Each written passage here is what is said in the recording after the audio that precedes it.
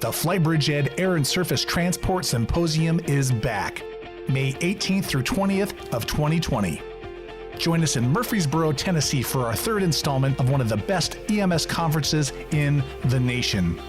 Guys, I gotta tell you, get to the FlightBridgeED.com website, click on the Fast 20 button, check out all of the pre-conference offerings. We have more than ever this year. Our speaker lineup is going to be incredible. If you've been to Fast 18, to Fast 19, you do not want to miss Fast 20. Go to FlightBridgeED.com, click on Fast 20, get your tickets now.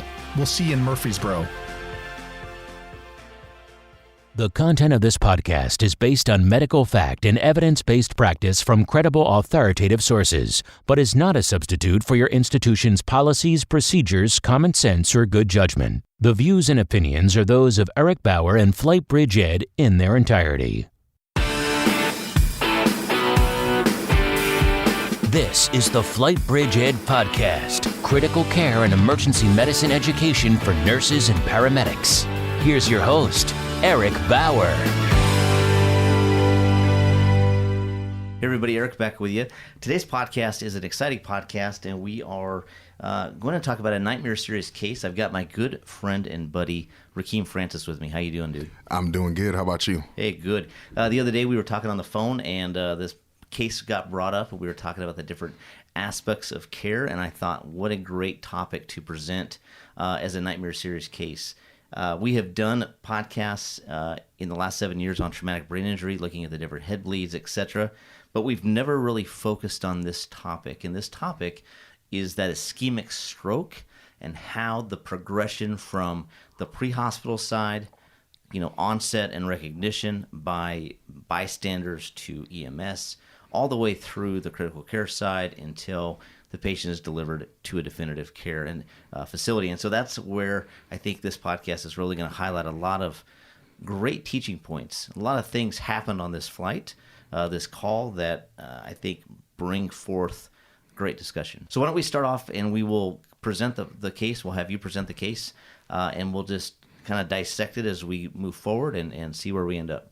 Yeah. So you have a mid-60s-year-old female who has a history of hypertension. She appears to be compliant with her medications, had a sudden onset of left-sided hemiparesis with expressive aphasia.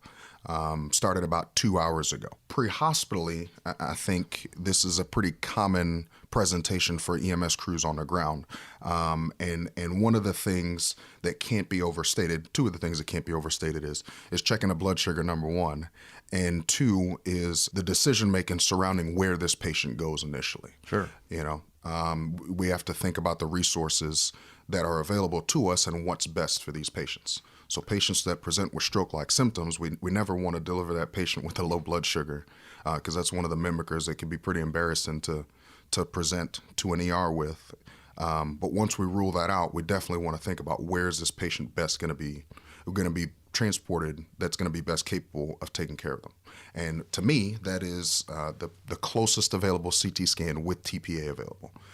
My 80-something, 87% of strokes of patients who have a stroke are suffering from an ischemic stroke, which means that TPA, if they can be administered, it is the drug of choice. So a CT scan and TPA, or CT scan is the number one thing, the first thing that these patients are going to get to include them into getting thrombolytic therapy.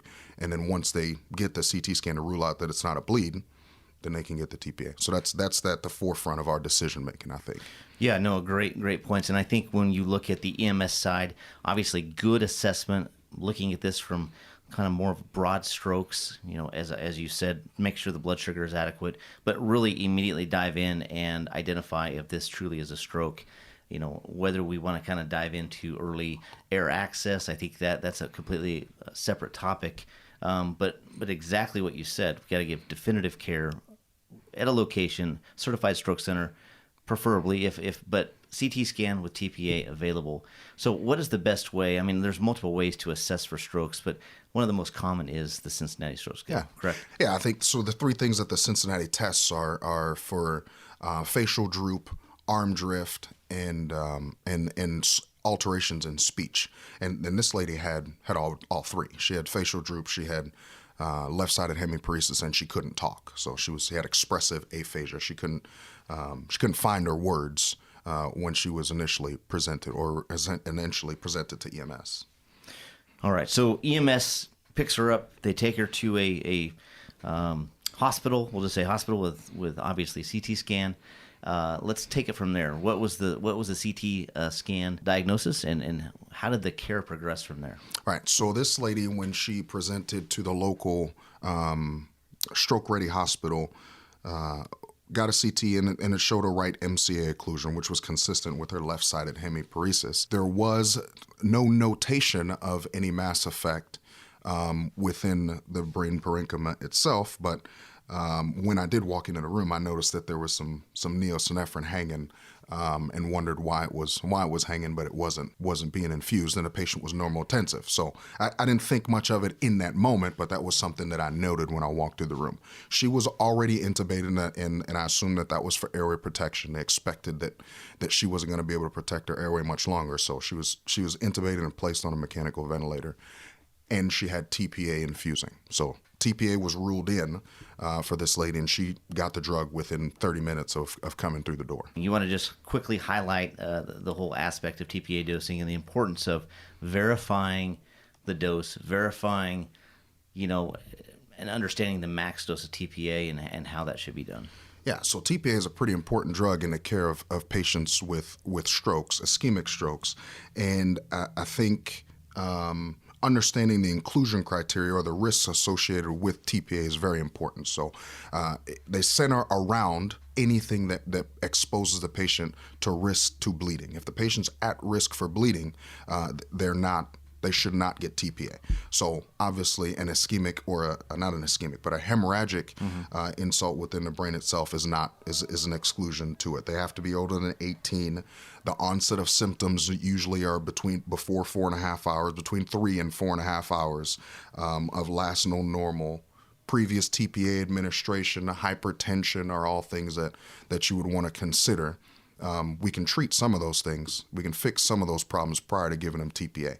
Now, once we get that under control, the dose for TPA is 0.9 milligrams per kilo to a max of 90 mLs or 90 milligrams of TPA. You give the max dose or the dose, weight-based dose, and you give 10% of that as a bolus, and the rest of it is given over an hour. So for someone that's 50 kilos, or in this lady's instance, she was 85 kilos. The total dose of TPA that she was going to get was 76.5 with a 7.6 milligram bolus up front, and then she'd get 68.8 over an hour. Right. Yeah, and I think that highlights a very important thing. I talk about this in the review classes, is to make sure you verify that. Understanding the TPA bottle of medication comes at 100 milligrams, right? What happens? Every hospital has different protocols. Most often what you see is you'll see the 10 milligrams excess removed, right? You always want to know where that medication's at. And I think it's important to verify with the referring facility, nurse. Make sure you get signatures. I mean, that is one drug that you don't want to mess up. Yeah. So verify that stuff. So obviously that was started. That was on board when you arrive. So at this point, let's just say you package the patient. Patient is moved to your mechanical ventilator, and now you are en route to this definitive facility. Her initial blood pressure, based on kind of the data when you guys are en route, is 130/78, heart rate of 125. And total CO2 was appropriate. We'll say SpO2s were appropriate. So kind of take us through from that point, the escalation of how she progressed. Yeah, so this lady, for most of the transport, is cooking along just fine. She's remaining normotensive. She's slightly tachycardic in the one teens, the low 100s to 1 teens, and nothing really of concern to us. But somewhere about 10 minutes out, and we're sedating the young lady with Versed and fentanyl, which seems to be working for her just fine. Somewhere about 10 minutes out from delivery to the receiving, we get a blood pressure that just fails to read. So we think, oh, that's weird. We check another one. A minute later, same thing. Check another one. Another couple minutes later, I'm like, this is getting weird. Her heart rate's now 75. We check the next blood pressure. Her heart rate's 57. We look at her pupils, and her right pupil is blown looks like it's about 8 millimeters around, and the left pupil is the same as it was. This was obviously a change from our baseline assessment. And she is no longer making any purposeful movements with any of her arms at this point. So let's stop there, and I think that highlights the importance of, when you walk into any transfer setting like that, patient's intubated, what the level of sedation is going to dictate what you can do, but whether this patient was intubated or not, a good neuro exam has to be done. You got to get a good baseline, identify what you have, and I think even though other providers have done that baseline, you need to get your own baseline, and that starts with listening to lung sounds, verifying end-tidal CO2, make sure the airway is patent, confirming depth of that ET tube, little things like that, and then escalating to looking at the pupil size. Are they equal? Are they reactive? They were. Yeah. Even though she had paralysis, she was aphasic, all those things prior to intubation. But you got to get a baseline to where you can identify when things start going wrong. What was normal is not normal anymore, and I think you obviously saw that. So what does that indicate, right? She has a drop in that heart rate, and that is the classic Cushing's triad. Absolutely, yeah. So what do we do? Yeah, so when her heart rate dropped and she didn't have a blood pressure, it was a little bit confusing. It could be a little bit confusing because when you think of classic Cushing's, you think hypertension and bradycardia. But this lady lost her blood pressure and she was bradycardic. And then we had the neurological change with the pupillary dilation. So my brain went to there's a mass effect of some sort. Did this ischemic stroke convert to a hemorrhagic stroke after the TPA administration? I had no idea. Was this lady experiencing some cerebral edema? I had no idea. I left my CT scan glasses at home, but I thought we got to do something quick because this is a sudden neuro change, and she's now hypotensive. So for us, we went with the neo. We started an infusion of neo to get her blood pressure up. We went with the hypotensive ventilation strategy. So we had 0 PEEP. We went to about 8 to 10 respirations, and we went to 10 mLs per kilo on the ventilator to allow her more time to fill the ventricles. And then we called for orders for 3%. Yeah, so within your guidelines, you have the ability to go 3%. You do not carry mannitol. Those are 2 options that you could go down, and we'll talk about both of those options. So before we jump into the medication side, I think obviously you have all the clinical indications of herniation, right? And I think that there are multiple ways. There are hospitals out there that are very progressive. They're very cutting edge when you look at herniation. And I think you highlighted and you did a phenomenal job as a team in recognizing, hey, you have a patient that's herniating at this point. And that's why we teach the whole Cushing's triad. And as you said, yeah, normally you're going to have a hypertensive bradycardic patient, and the difference between ICP and Cushing's is the bradycardia that ensues, right? Tachycardia is normally, and that's where she was, but although she did not have a hypertensive blood pressure. Obviously, herniation, pupil is large, and there's a multitude of ways to handle this. And so I just wanted to go through kind of more of a broad strokes overview of how you could handle herniation. So we could go 23.4% normal saline or saline, right? Predominantly, and I want your review. You're a nurse practitioner. That is usually driven off of an MD. MD is the one that does that, or advanced practice, intensivist, and that's usually given via a central line. Yes, and that is life-saving. That's obviously a big dose in the context of pre-hospitally. We obviously don't have that. We either have 3% or mannitol. You opted to go 3% because that's what you had. So let's talk about that. That can be given via standard peripheral IV. Whether you go that or mannitol, I think you get physicians on both sides weighing in, and they have preferences for each one.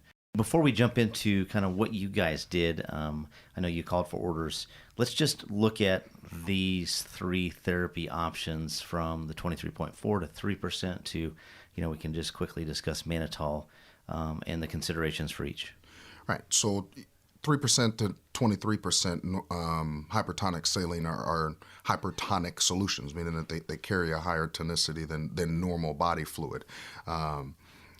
the serum osmolarity, or the osmolarity of 23% is somewhere around 8,000 millimoles, and it's about 1,000 for 3%. So these aren't drugs that you give and kind of just walk away from. You have to watch your patient. There could be some serious side effects from these drugs. You can go into cardiovascular shock or have central nervous system disorders from giving these kinds of drugs and not being in a position to serially assess these patients. So this is not something that you give benign. It's not as easy as giving someone a 250 normal saline bolus. These are pretty dangerous drugs. Oftentimes I know in other head bleeds they'll titrate if they're using 3% normal saline, and we don't have this capability in the field unless you have point of care testing, and really at that point you have a dying patient on your hand. You're not going to be running a lab, but usually to try to keep that sodium and let that sodium rise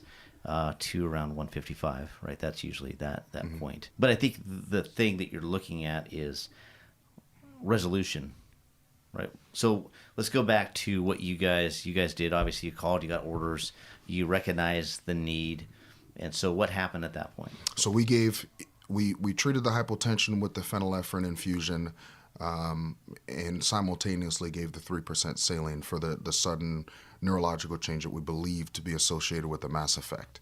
And both those things worked. Within a matter of minutes, we got a blood pressure back. Her systolic was in the hundreds, and her heart rate was back in the 70s to 100s. And by the time we delivered the patient and moved them to their CT table, she was back to making purposeful movements, and her pupils were equally round and reactive to light in a matter of about 10 minutes. Yeah, that is huge. Yeah. That is huge. And I think that comes back to, as I said, it's all about assessment. It's all about, you got to start with a foundation.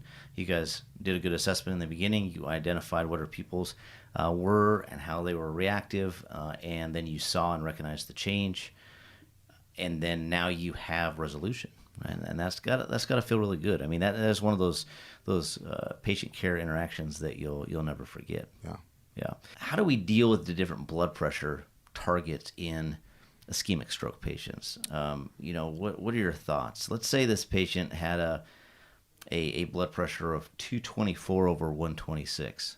Right. So if this patient's going to get TPA, that kind of drives my blood pressure therapy. If this patient's going to get TPA, I really want that blood pressure around 180, less than 180. I think 185 to 105 is what the guidelines say, or what literature says. Right. But somewhere around 180 is where I want this patient to be.